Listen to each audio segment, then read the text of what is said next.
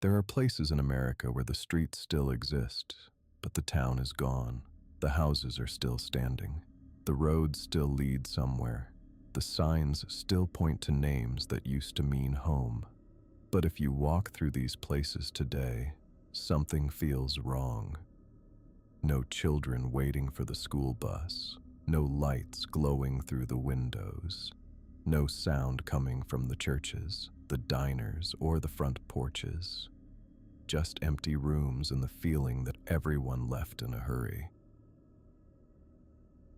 But these towns were not abandoned for the same reason. One was swallowed by fire. One was poisoned from beneath. One was built on gold, violence, and luck. And one faded away so quietly that almost nobody noticed it disappearing. At first glance, they look like ordinary ghost towns, but the truth behind them is much darker than that, because these places were not simply abandoned. They became warnings. Across the United States, there are hundreds of towns that once seemed permanent. Mining towns, railroad towns, desert towns, company towns, places that appeared almost overnight because somebody discovered something valuable underground. Coal, gold, zinc, lead, oil. The pattern was always the same.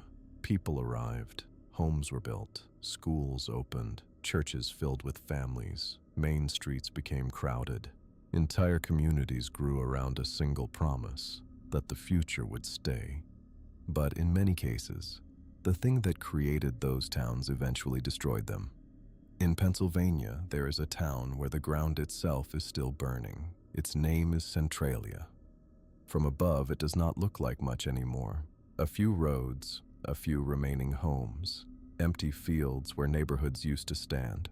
But underneath Centralia, there is a fire that has been burning for decades. Not inside a building, not inside a forest, underground, deep inside old coal mines beneath the town itself. For generations, Centralia was a normal American coal town. People lived there because the land below them meant jobs, and jobs meant stability. Families settled there, children grew up there, neighbors knew each other, people believed the town had a future. Then, in 1962, something changed forever. According to Pennsylvania officials, the Centralia mine fire began after a controlled trash burn reached abandoned coal seams beneath the town. At first, it did not look like the beginning of a disaster. That is what makes Centralia so unsettling. Real disasters are supposed to announce themselves loudly. Floods arrive. Tornadoes tear through buildings. Earthquakes shake the ground. But this disaster started quietly. Smoke rising from strange places. A faint smell in the air. Small cracks appearing in the earth. Heat coming from places where heat should not exist. The fire moved slowly through the abandoned mines beneath the town, almost like a living thing. Invisible, constant, nearly impossible to stop. And while it spread underground, life above continued. Imagine waking up every morning, driving to work, shopping for groceries, talking to neighbors, all while a fire burns beneath your feet. Not dramatic enough to cause panic every second, not visible enough to feel fully real, but always there. Then the signs became harder to ignore. Steam rising from the ground after rainstorms, roads cracking open, dangerous gases escaping through the earth, entire sections of land becoming unstable. Centralia slowly became a place where the danger was not around you. It was under you, and that changes the way a town feels. A house can be repaired, a road can be rebuilt, a fire in a building can be extinguished. But what do you do when the fire is underneath the entire town? For years, officials tried to understand the situation and contain the damage. But the problem was too deep, too widespread, and too expensive to solve completely. Eventually, the answer became almost unimaginable. People had to leave. not because they wanted to, not because the town suddenly collapsed overnight, but because the place itself had become unsafe to live in. Homes were purchased and demolished, streets were closed, entire neighborhoods disappeared piece by piece. But the strangest part is that the fire did not stop when the people left. That is the true horror of Centralia. The town disappeared, but the thing that destroyed it remained. Today, Centralia is often treated like a strange tourist destination, a place filled with smoke, cracked roads, and urban legends. But the real story is not supernatural. It is much more disturbing than that. Centralia is what happens when the past is buried but never truly gone. The mines were abandoned, the tunnels were forgotten, but the coal remained beneath the town, and one day, the ground remembered. But Centralia was not the only American town destroyed by what was hidden underground. Hundreds of miles away in Oklahoma, another town was dying too. Only this time, it was not fire beneath the streets, it was poison. Picher, Oklahoma once looked like success. It was one of the great lead and zinc mining centers in the United States. People came there looking for opportunity. Businesses opened, families settled down, schools filled with children. Entire neighborhoods grew around the mining industry. For a while, Picher looked like proof that the land itself could make people rich. But the thing that built Picher was also slowly poisoning it. Mining operations left behind enormous piles of waste rock contaminated with heavy metals. Children played near them, families lived beside them.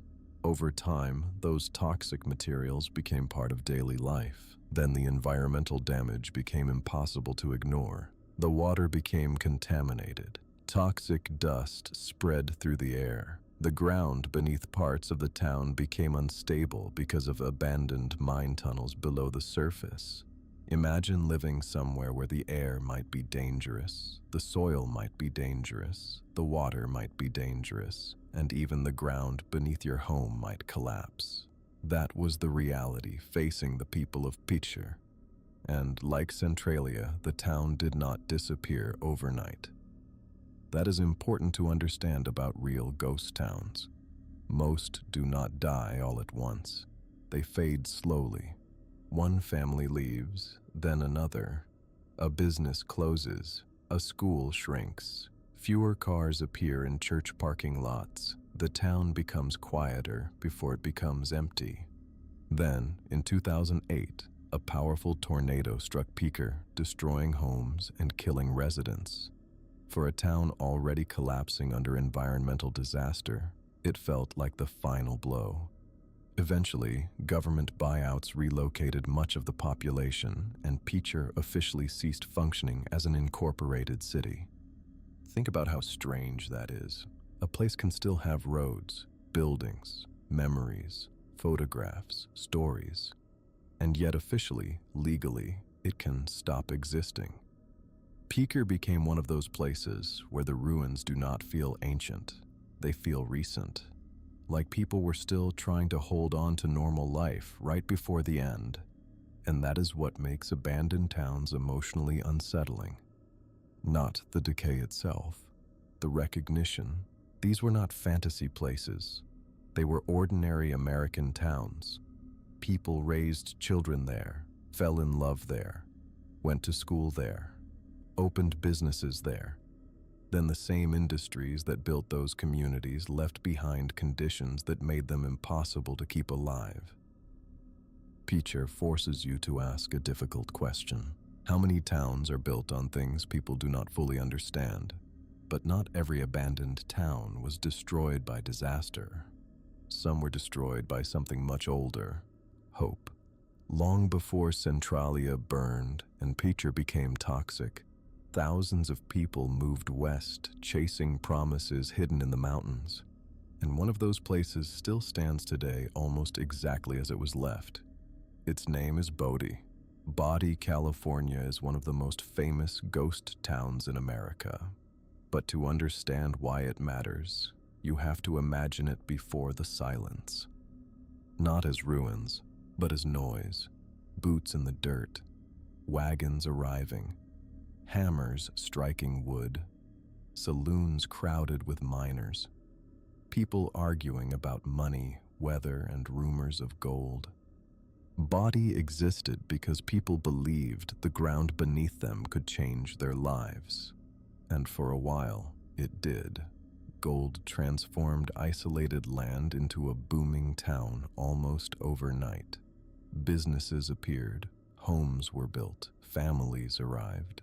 The town expanded rapidly as more people chased the possibility of striking it rich. But mining towns were fragile from the very beginning. Everything depended on one thing: the mines continuing to produce wealth. As long as the gold kept coming, the town had a future. But when production slowed, the illusion began to crack. People started leaving for better opportunities elsewhere. Businesses lost customers. Buildings sat empty longer and longer. That is another truth about abandoned places. Sometimes there is no dramatic ending. Sometimes the money disappears first, and the people slowly disappear after it. Today, Bodie has been preserved in what officials call a state of arrested decay. Not restored to look new, not rebuilt into a tourist attraction pretending to be authentic. Preserved almost exactly as time left it. Furniture still sits inside buildings. Shelves still hold old products. Dust still covers abandoned rooms. That is why Bodie feels so unsettling. It does not look destroyed.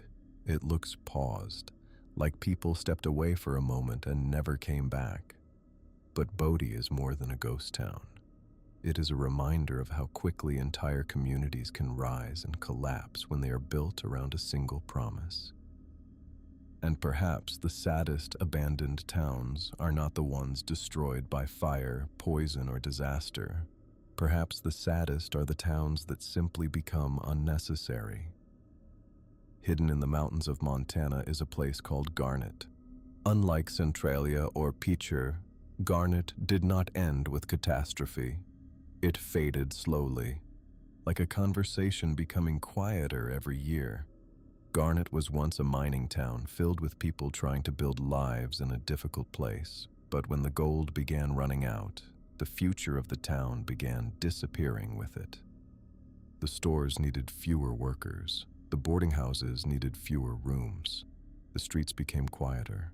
Families moved away searching for opportunities somewhere else. And eventually, there simply were not enough people left to keep the town alive. That may be the most honest kind of abandonment. Not destruction, not disaster, just decline. The slow realization that a place no longer has a reason to exist. Most towns do not die with a dramatic moment. They die gradually. One closed business at a time. One family leaving at a time.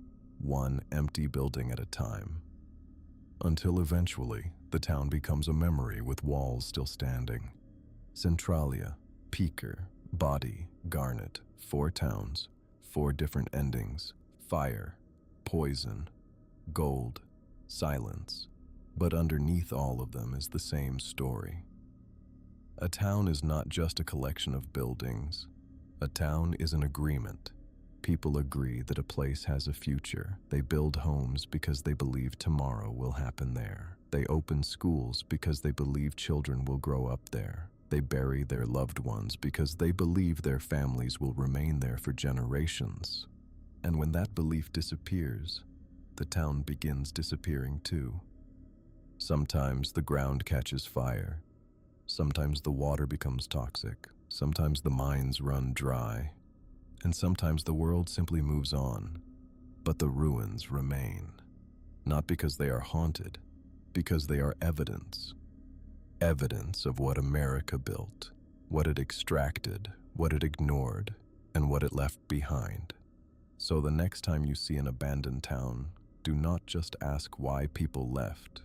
Ask what made them come there in the first place. Because that is where the real ghost story begins.